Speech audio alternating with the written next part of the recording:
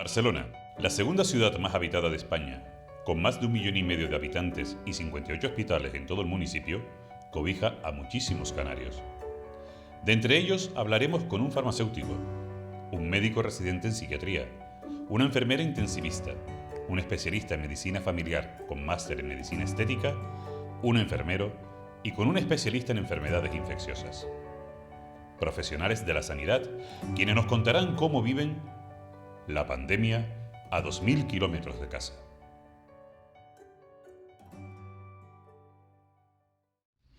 ¿Qué tal, Karim? Buenos días. Buenos días, Sadai. Bueno, cuéntame específicamente cuál es tu profesión y en qué área trabajas. Actualmente ejerzo como farmacéutico y trabajo en una oficina de farmacia. Soy enfermera intensivista, trabajo en las UCIs del Hospital Clínic. Yo soy residente de medicina y estoy haciendo la especialidad en psiquiatría. Soy médico de familia, trabajo en un ambulatorio y también hago guardias de atención domiciliaria con el Hospital de Barcelona. Yo soy médico y concretamente soy infectóloga, es decir, trabajo en enfermedades infecciosas. Más concretamente me dedico a infección cardiovascular. Soy enfermero en el Hospital Universitario de Zeus, aquí de Barcelona, y trabajo en neumología. ¿Cómo es vivir la pandemia lejos de tu familia? Es muy difícil, es muy difícil. La sensación de lejanía y de cuando buscas arroparte con alguien cercano y no lo tienes, claro, no lo tienes cerca. Ha sido muy duro porque no he tenido un abrazo de mi madre al llegar a casa, no he podido comentar las cosas con mis primos, mi hermano, mis amigos. Me he sentido muy sola en ese sentido. Me han hecho falta y creo que estar cerca de ellos hubiese ayudado. Complicado por el tema de los miedos a que pueda pasar algo. Yo aquí estoy sola, bueno, tengo mis amigos, obviamente, mi pareja, pero claro, toda mi familia está allí. Tener a tu gente fuera implica tener ansiedad, preocupación, saber cómo estarán ahí, tener las pelos de punta cada vez que hablan de Canarias, preocuparte por tus seres queridos. Pero bueno, supongo que todos tenemos algo de eso, ¿no? ¿Y cómo es cambiar tu rutina de trabajo como infectóloga a estar solo al 100% con el coronavirus? Pues muy duro, porque yo soy una apasionada de la infección cardiovascular y es lo que más me gustaba, pero es que lo que fue duro fue la magnitud de las pacientes con COVID que llegamos a tener, ¿no? A final de febrero fue un disparate, ¿no? Era todo, no estábamos preparados, era una infección nueva, una infección emergente que no sabíamos cómo tratar, entonces al mismo tiempo que era apasionante, ¿no? Porque es un caso nuevo y te tienes que actualizar súper rápido y tomar decisiones y tú como infectólogo pues acabas asesorando a los otros médicos que se sumaron después en la primera ola cuando todo se nos desbordó. Entonces esa parte intelectualmente estaba súper excitado, súper apasionado, la adrenalina a tope, pero realmente el día a día era agotador porque sentías que no llegabas, no te daba tiempo a nada, ni a comer, ni a dormir, había un montón de pacientes y bueno, no sé, yo creo que estuve casi 2 meses. Yo tengo un vacío mental, no sé qué fue marzo y abril. Complicado al principio porque una de las partes que yo peor he llevado, independientemente del tema de la seguridad personal, la falta de equipos de protección adecuados, más que eso era el no saber dar respuesta a los pacientes, no poder explicar realmente qué es lo que está pasando. Yo soy médico de familia y se apoyan mucho en mí. Mis pacientes, casi, no quiero pasarme, pero muchos de ellos pueden ser un escalón más y llegar casi a ser familia, y más en mi situación que estoy sola, ¿no? Y muchas conversaciones, muchas peticiones de no saber qué decir, a mí eso sí que me ha marcado, no saber afrontar, incluso pacientes muy mayores no poder ir a sus casas porque tampoco teníamos los equipos, ¿no? Eso ha sido duro. Bueno, cambias tu rutina totalmente, es una adaptación, en este caso una adaptación rápida además, porque por lo general cuando llegas a un trabajo nuevo te dan unos días como de formación de formación, de adaptación, y yo no lo tuve. Bueno, sí, lo tuve, pero tuve un turno por la mañana. Encima me pusieron a trabajar turno de noche y me dijeron, ven por la mañana, te haces una idea y ya esta noche entras a trabajar. Entonces fue difícil, rápido y a lo que se podía. Y cuando viste los primeros casos ahí en China, ¿creías que llegaría a España o a tanto como una pandemia mundial? Cuando llegó a Italia sí me preocupé más. Ahí sí pensé que si en Italia creció como creció, que nosotros estábamos en el mismo riesgo y que deberíamos tener más cuidado. O sea, en ese momento yo sí estaba más preocupado. No pensé que fuera a ser esto, está claro, pero sí pensé que podía llegar a España y podía llegar fuerte, como llegó a Italia. Pues la verdad es que desconocía lo que iba a suceder, porque al principio no pensábamos que era como una gripe o que no daba muchos problemas, pero después se fue viendo, ¿no?, que algunos casos podían ser graves y que la transmisión era mayor de la que pensábamos. O sea, en un principio no pensaba que fuéramos a llegar a lo de hoy. Creo que no te imaginas, porque como ser humano no te imaginas las sobredimensiones que iba a tener la pandemia, ¿no? Y quizá llegamos tarde, pero probablemente el servicio nuestro ya avisamos a final de febrero de, oye, esto es gordo y hay que estar preparados. ¿Y la pandemia cómo te afectó y te afecta en lo profesional? Me afectó en lo profesional, claro. Yo diría que más para, bueno, no sé, tiene sus cosas buenas y sus cosas malas. Las cosas malas es que la tarea asistencial nos ha desbordado y obviamente pues paró el resto de mi actividad habitual. Y eso ha sido malo para los enfermos, malo para mí en definitiva, ¿no? Porque estás solo viendo COVID y sobre todo en la primera ola, eso desbordó el resto de las infecciones y no se diagnosticaban o llegaban tarde o los servicios sanitarios estaban tan desbordados que eso sí te afecta al día a día, ¿no? Y a mí, pues si mis pacientes no van bien, obviamente me afecta. Yo creo que he tenido un desarrollo profesional importante y como un grado de preparación para situaciones futuras que podrán llegar y de hecho yo creo que llegarán. Como hay que sacarle el punto positivo a todo, pues bueno, hacía mucho tiempo que yo no trabajaba en planta de un hospital, me sirvió para actualizarme, para volver a ver, para volver a encontrar sensaciones trabajando en planta y en cierto modo, claro, me pilla tan de cerca por mi labor en consultas externas de neumología que me sirvió para profundizar mucho en el tema y saber de la COVID mucho más de lo que tal vez hubiese sabido y me hubiese quedado en casa. ¿Y en lo personal? No he sufrido episodios de estrés y ansiedad al uso, pero sí situaciones de agotamiento, de pensar que estamos sumidos en una cosa que nunca va a mejorar, un poco, o sea, eso, de tener una visión un poco negativa de todo, pero nunca a grandes rasgos, sino situaciones muy puntuales que he visto que estaba más fatigado a nivel emocional. Tuve una época en la que me sentía desgastada, ¿no? O sea, me había sentido que me había forzado el 150% y continuaba viendo COVID, continuaba sintiendo frustración porque los recursos seguían siendo insuficientes y la política de la gestión de todo este asunto seguía siendo insuficiente y me sentí frustrada y deprimida y tuve mis momentos de ganas de irme. Lo que quizá más me ha afectado es en el ánimo y las fuerzas, ¿no? O sea, yo creo que todos los sanitarios estamos totalmente desgastados y el síndrome de burnout es constante, ¿no? Y nos va a costar recuperarnos de esto. Me he vuelto una persona más ansiosa, más nerviosa. Me he visto más quemada en el trabajo. Bueno, por la primera vez me he visto quemada de mi profesión. He tenido días en los que no me ha apetecido nada venir y me he tenido que formar como de una forma muy rápida para intentar afrontar esta situación y entonces sí que me he visto afectada negativamente. Pensé que sería peor. En mi caso, ni ansiedad, ni insomnio, ni llanteras, algún momento puntual, pero oye.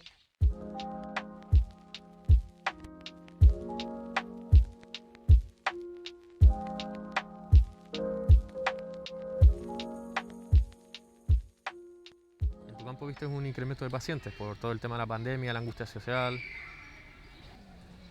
Angustia en relación al COVID, claro que sí.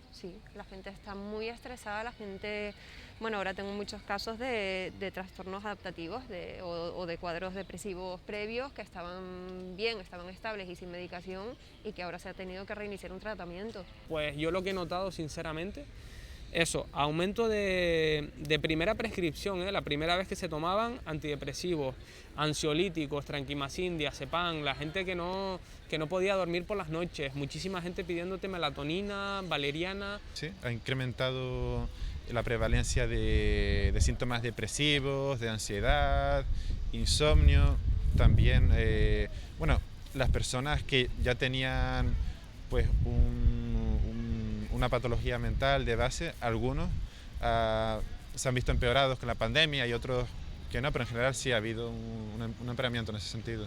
Y al principio, ¿cómo veían los pacientes? ¿Había mucha incredulidad o tenían miedo? ¿O por otro lado, había optimismo, pesimismo? Pues mira, sobre todo al principio, la gente tenía mucha incertidumbre, mucho miedo, porque estaban en una sala, ¿no?, en la que no podían salir de la habitación, tampoco podían tener contacto con su familia, ni la familia con ellos. Incrédula muchos pacientes que no han respetado para nada las restricciones. Hemos tenido que hacer un seguimiento exhaustivo, incluso de algunas bajas laborales de pacientes que tenían que estar confinados y ver que no lo hacían.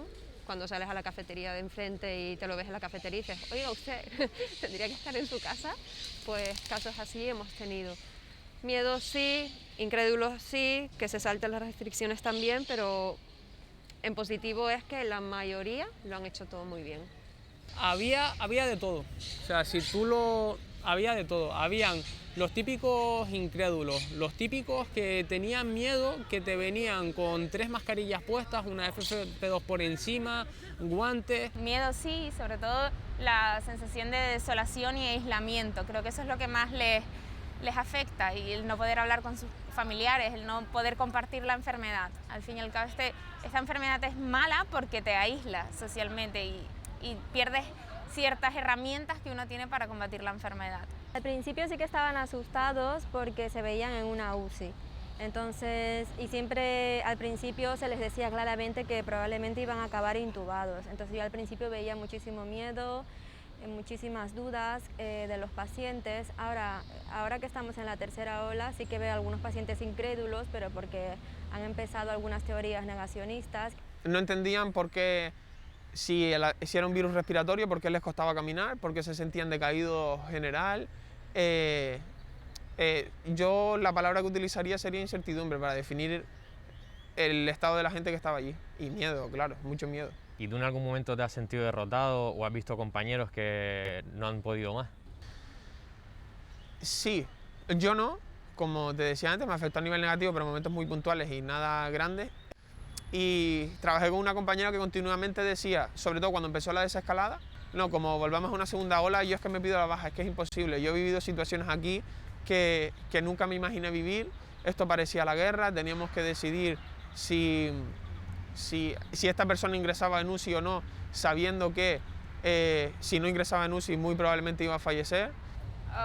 Sí que el sentimiento de derrota lo hemos tenido. Piensa que nosotros hemos continuado viendo COVID sin parar, desde febrero de 2020 hasta ahora, que ha pasado un año, ¿no? O sea, y nuestro servicio sigue viéndolo sin parar, ¿no? Hay otras especialidades que se sumaron en la primera ola o se han sumado ahora en la tercera, pero que el resto del tiempo han vuelto a recuperar su actividad habitual. Pues los cardiólogos viendo cosas de cardiología, los nefrólogos viendo cosas de nefrología, pero nosotros no hemos parado. A ver, derrotados creo que sí que nos hemos llegado a sentir, sobre todo al final de la primera ola. Muchos compañeros, yo personalmente vi cómo muchos compañeros cogieron bajas porque ya no podían más, pero bueno, a día de hoy siguen allí. Estamos en plena tercera ola y la verdad que los compañeros siguen luchando con la misma energía que al principio, pero porque es lo que toca. Cuando tú vienes al hospital toca trabajar y sacar el turno adelante, pero bueno, personalmente estamos todos bastante agotados. ¿Cómo fue el trato las veces que fuiste a Canarias? ¿Había miedo a que te socializara, que te acercaras a la gente?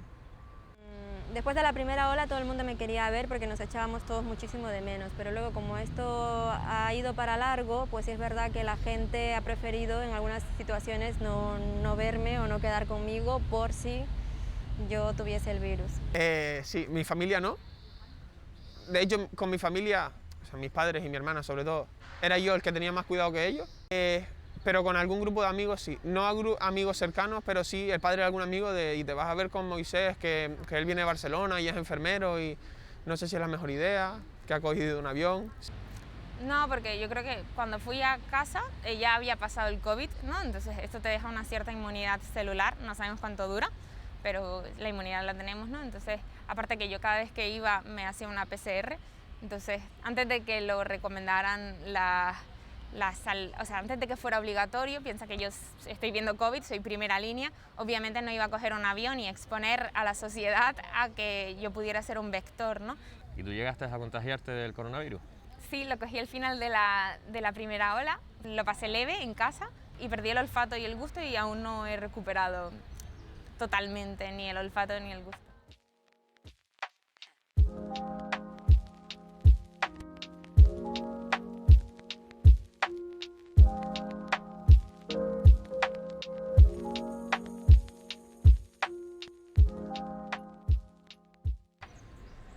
Tú que tuviste un familiar cercano con COVID, ¿cómo se ve y se siente desde la perspectiva de un sanitario? Yo por lo menos lo viví con ansiedad porque intentaba ser optimista, pero al fin y al cabo yo sé lo que hay en una UCI, sé cuáles son los riesgos y las complicaciones de esta enfermedad, entonces vivía como con mucho miedo de que estas complicaciones le pasara a este familiar y acabara en mal. Desde que hubo toda aquella moda de los aplausos, los balcones y tal, ¿sientes que ahora se respeta o se tiene más en cuenta a los sanitarios que antes o igual? Bueno, yo quiero creer que sí, que la sociedad en general se ha dado cuenta del papel importante que desempeñamos en la sociedad, que la imagen sí que ha mejorado, pero no me siento del todo respetada por todo lo que he visto, las irresponsabilidades que he visto en las noticias.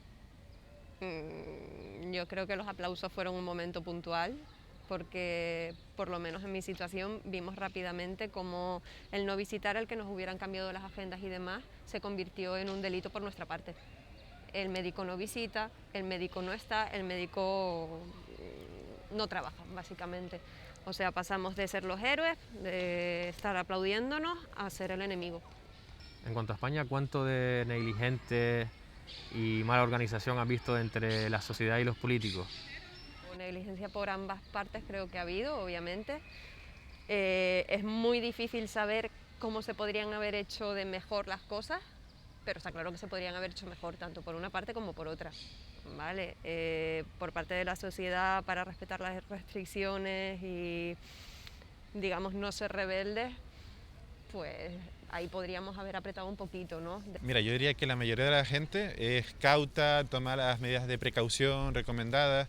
Hay casos aislados de personas que pues o bien no respetan, ¿no?, los horarios, las medidas que se aconsejan, pero también hay que entender, ¿no?, que son personas que a lo mejor pueden estar estresadas con la situación de aislamiento y me parece que igual es algo esperable. Es que es difícil de estratificar. Yo creo que por parte de los políticos pues, se ha infraestimado quizá la situación en todo momento, hemos ido por detrás, no solo a nivel nacional, sino a nivel internacional, no estábamos preparados y probablemente no se han destinado los recursos necesarios para poder frenar esta situación a tiempo.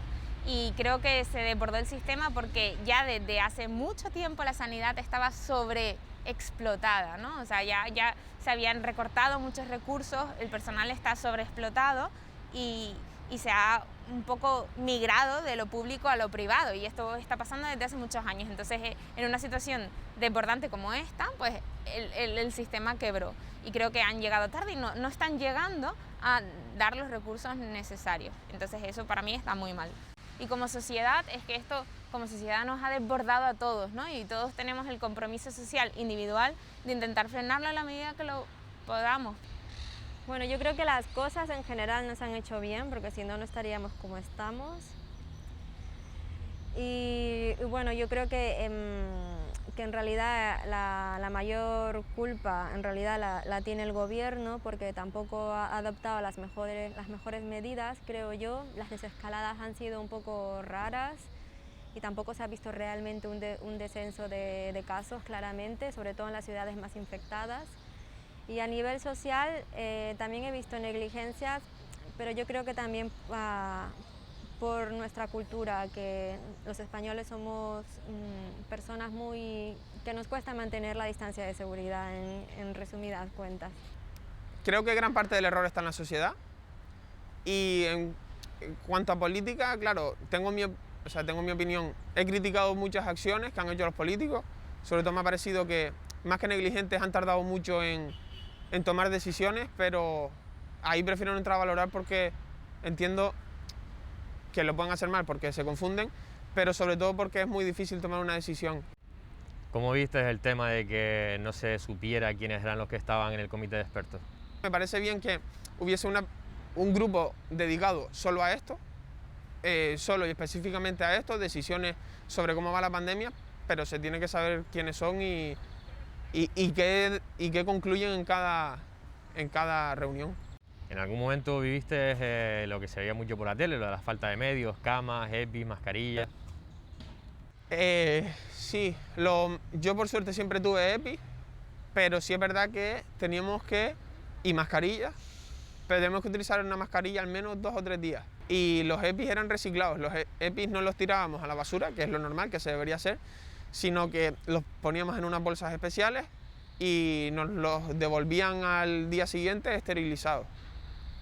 Bueno, sí, sobre todo en el hospital. Al principio veíamos que había falta de camas porque las salas que estaban preparadas para asumir, ¿no?, a los pacientes con coronavirus se llenaron muy pronto, ¿no? Y otras salas que igual no estaban tan preparadas, incluso salas de psiquiatría infantil, tuvieron que asumir pacientes con... Nunca me faltó exactamente el equipo a mí personalmente porque estaba en el servicio de infecto, pero sí que sabía que hubo momentos de escasez de medicación o escasez de equipos de protección, sí, claro, pero es que yo creo que había desabastecimiento global. Por supuesto, al principio no teníamos EPIs, nos hacían compartir las EPIs o incluso irlas reutilizando a lo largo de la semana. Sí que lo he vivido, de hecho a día de hoy lo sigo viviendo. Siempre faltan sobre todo mascarillas, las de máxima protección que son las FFP3. Al principio hacían falta EPIs porque no había para todo el hospital. Yo como enfermera de UCI, la verdad que como éramos el servicio más saturado, por así decirlo, sí que intentaban proporcionarnos todos los materiales, pero sé de zonas del hospital como plantas o urgencias en el que el personal tuvo que improvisarse EPIs con bolsas de basura. Y luego también han faltado muchos respiradores, esto lo noté en la primera ola, al final no sé de dónde lo sacaron. Y ahora recientemente lo que noto sobre todo es falta de personal, porque ha habido mucha fuga de enfermeros, sobre todo de Cataluña, que se han vuelto a sus ciudades. ¿Qué crees que se hubiera podido haber hecho mejor o haber arreglado o corregido algo desde un principio, digamos, aquí ya en Europa o España? No lo sé, yo creo que igual me matan por decir algo así, pero igual yo creo que un par de estados de alarmas más no hubiese venido mal. Bueno, yo creo que al principio no usábamos ciertas medidas como ¿no?, el uso de las mascarillas en la población general, que veíamos que sí había pues otros países que lo hacían, ¿no?, China, por ejemplo, Corea,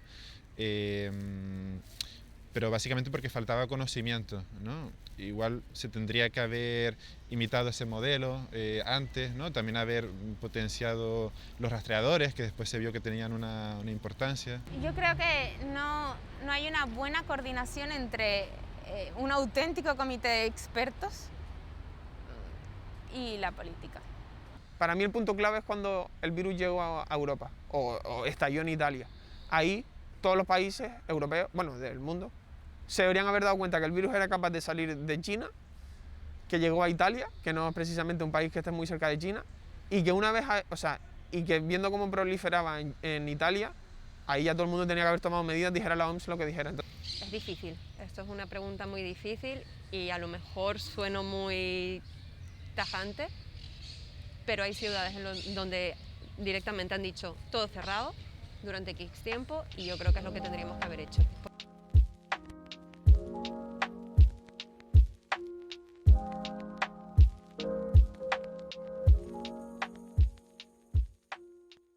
¿Cómo es el tema de las restricciones en los niveles más debatidos? Hostelería, cultura.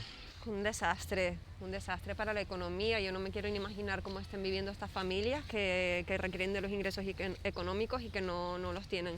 No me lo quiero ni imaginar. Si bien es un sitio en el que la gente se puede exponer, puede haber riesgo, pero si se utilizan las medidas de seguridad recomendadas, sobre todo en la cultura, ¿no?, los cines, los teatros, yo creo que se puede llevar a cabo, ¿no?, sobre todo para que no sea un golpe a la cultura, ¿no?, porque hay muchas personas que se dedican a esto y que se están viendo vulneradas. Y en la hostelería te digo lo mismo, ¿no?, que si se potencia que sea en terrazas, poca gente, como hemos hecho durante la desescalada, yo creo que es algo que se puede hacer. Yo inevitablemente me posiciono más del lado de sanidad, entendiendo que que se podría haber hecho mejor, que se podrían haber tomado decisiones más hacia el lado de favorecer un poco la hostelería y la cultura, pero estamos en una pandemia mundial. Pues en general lo veo mal, porque lo veo sobre todo muy desordenado, como que cada comunidad autónoma se saca de la manga las restricciones que les parece pertinente.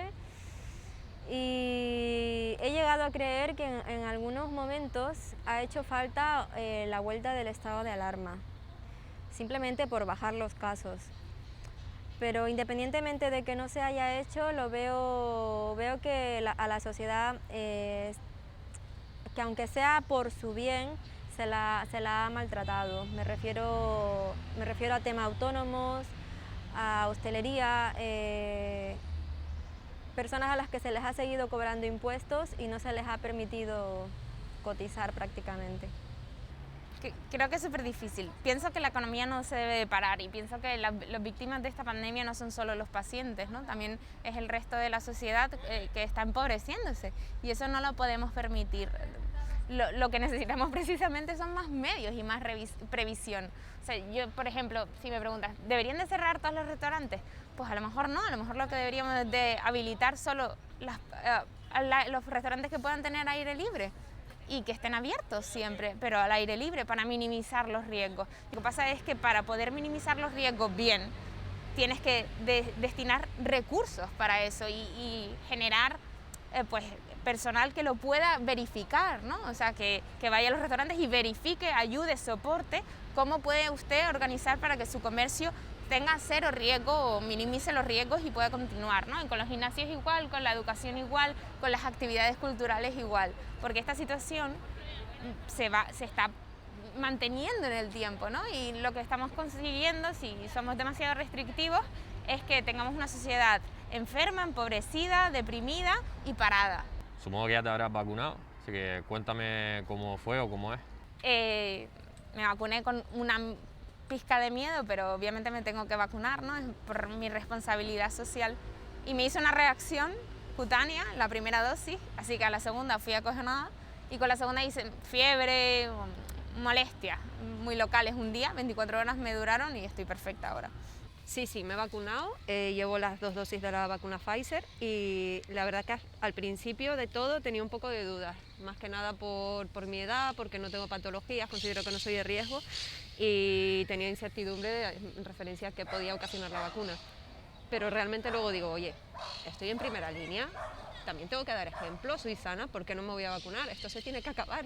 Y nada, la vivencia bien, la primera dosis un poquito de molestia, la segunda se notó más, pero ya está. Sobre todo antes de ponérmela, hay compañeros que le han dado un poco de reacción, como cualquier otra vacuna, entonces vas ahí con la mosca detrás de la oreja de, uy, a ver cómo me va a reaccionar y esto. De momento yo solo llevo la primera dosis y como si nada. Me molestó un poco, pero es como si tuviera un moratón de un golpe que me di. Pues mira, la verdad es que no he tenido efectos secundarios importantes. Sí que se dice que es habitual sentir como un poquito de dolor en el brazo, ¿no? La zona del pinchazo el primer día y fue lo único que tuve, no me ha dado ningún problema más. ¿Y cómo es todo el tema que rodea esto en cuanto a los negacionistas?